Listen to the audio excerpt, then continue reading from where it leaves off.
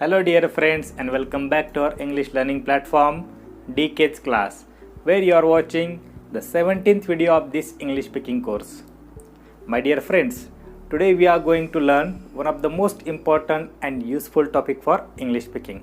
मित्रांनो, बऱ्याच वेळेला आपण असे कार्य किंवा क्रिया करत असतो की ज्याची आपल्याला मनातून इच्छा असो किंवा नसो ते आपल्याला करावे लागतात.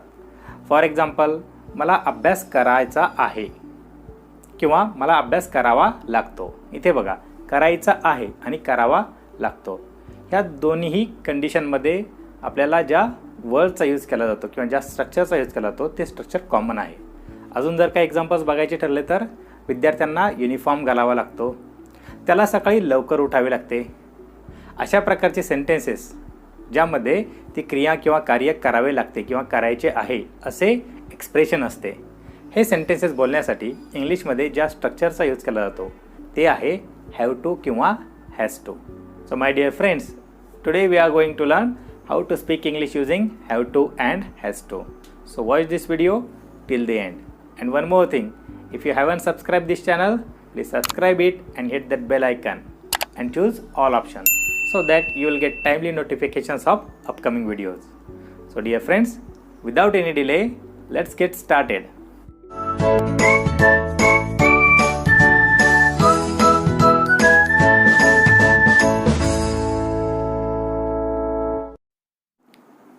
Dear friends, before getting into the examples or sentences using have to and has to, we must know where to use have to and where to use has to.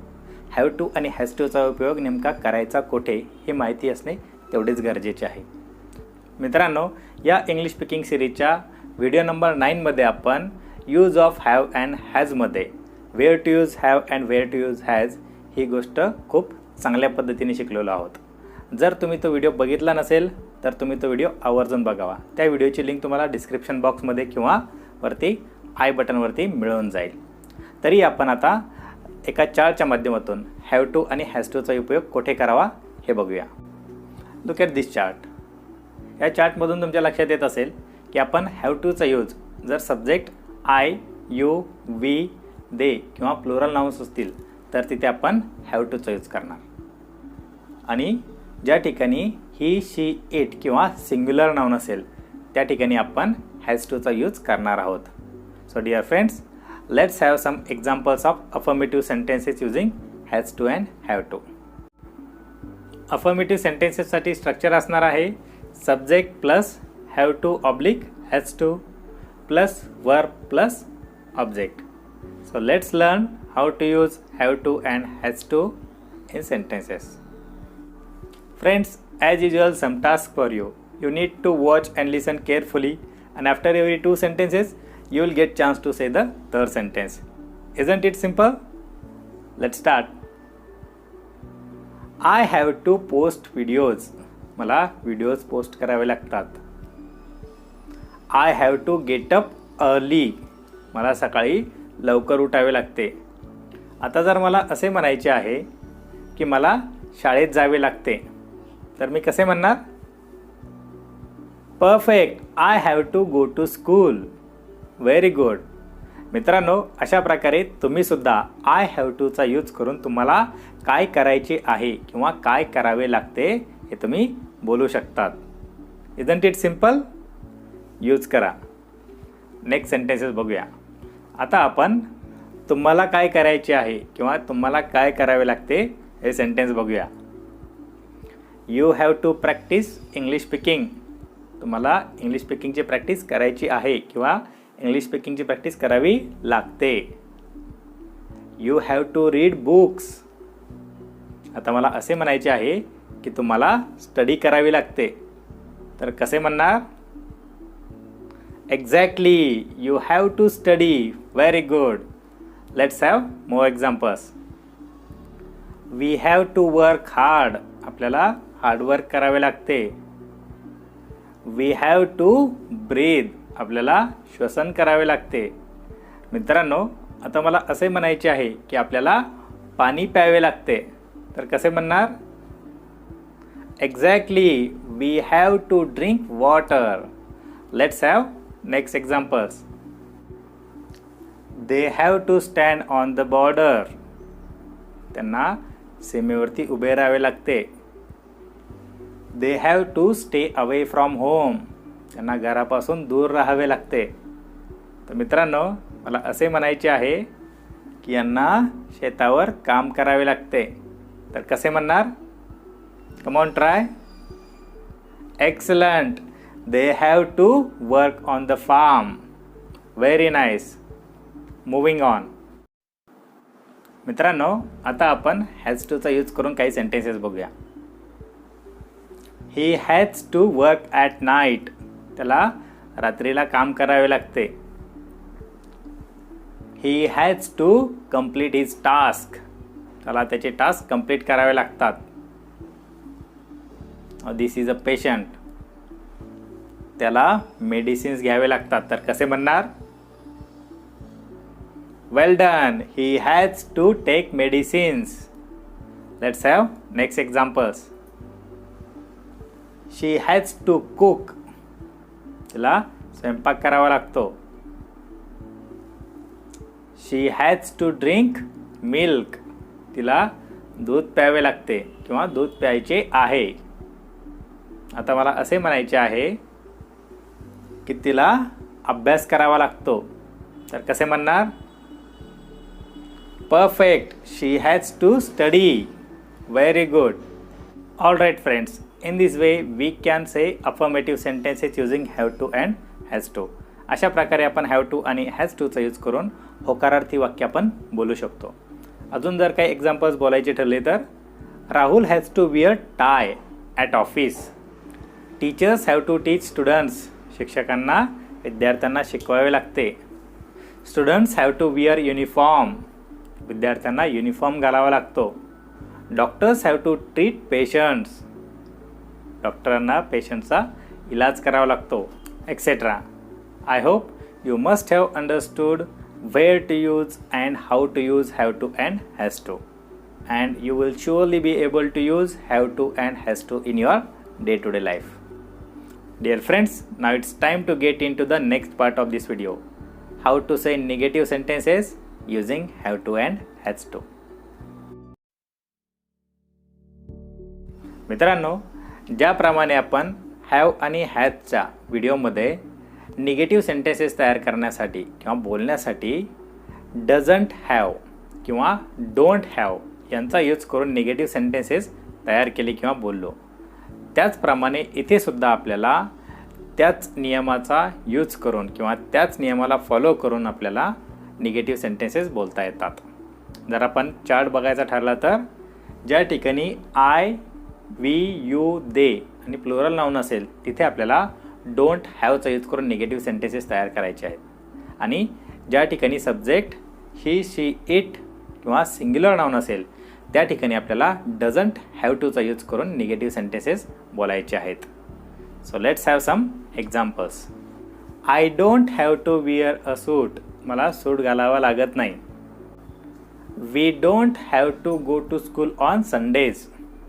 आपल्याला रविवारी शाळेत जावे लागत नाही. आता मला असे म्हणायचे आहे की तुम्हाला काळजी करायची नाही आहे. तर कसे म्हणणार?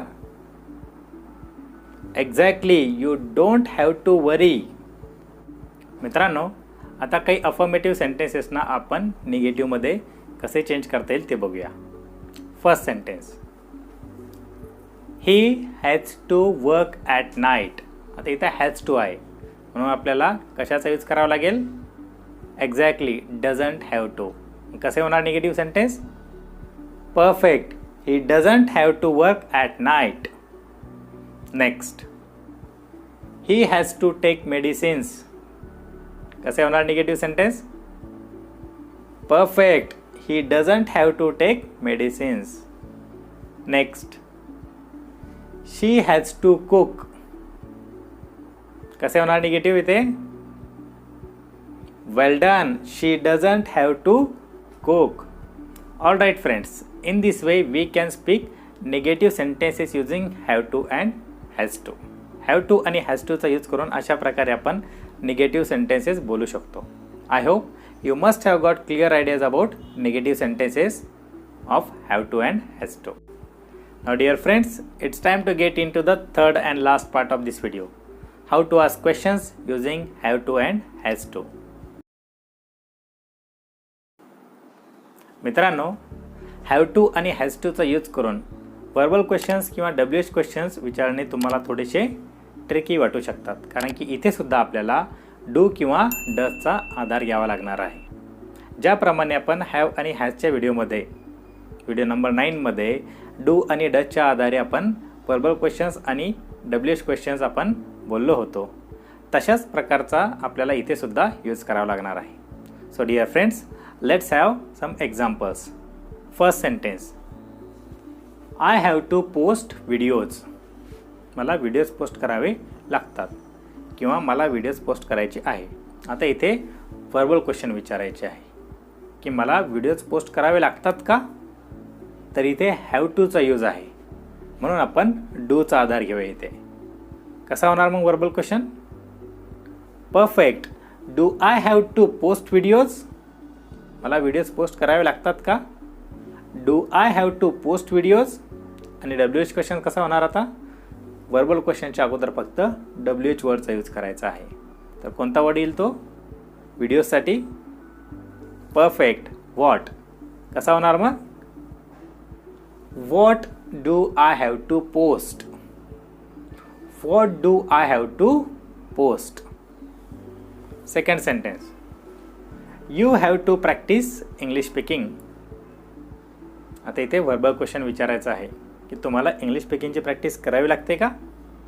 कसा होणार मग? Excellent. Do you have to practice English speaking. Do you have to practice English speaking. आणि WH क्वेश्चन कसा होणार इथे? Exactly.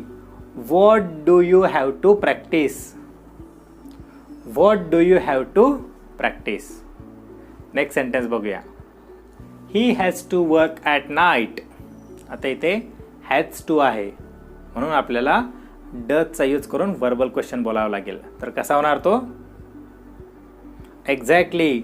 Does he have to work at night. Does he have to work at night. आणि WH question, तर at night ही एक वेळ आहे, तर वेळेसाठी आपण कोणत्या WH वर्डचा यूज करतो? एक्झॅक्टली. व्हेन. तर कसा होणार इथे WH question? Well done. When does he have to work. When does he have to work. All right friends, in this way we can ask verbal questions and WH questions using have to and has to. अशा प्रकारे आपण have to आणि has to चा use करून questions विचारू शकतो. तुम्हाला यासाठी जास्त प्रॅक्टिस करावी लागेल, जेणेकरून तुम्ही त्या प्रॅक्टिसमुळे यूज टू ऑल आणि इझिली तुम्ही have to आणि has to चा यूज करून क्वेश्चन्स बोलू शकता. Dear friends, in this way we have completed our today's learning of have to and has to. अशा प्रकारे आपण have to आणि has to ची लर्निंग कंप्लीट केलेली आहे. मित्रांनो, जर तुम्हाला हा व्हिडिओ आवडला असेल तर नक्कीच लाईक करा. उपयुक्त वाटला असेल तर इतरांसोबत सुद्धा शेअर करा. तुमचे काही फीडबॅक असतील, तुमचे काही व्ह्यूज असतील तर नक्कीच कमेंट बॉक्समध्ये कळवा.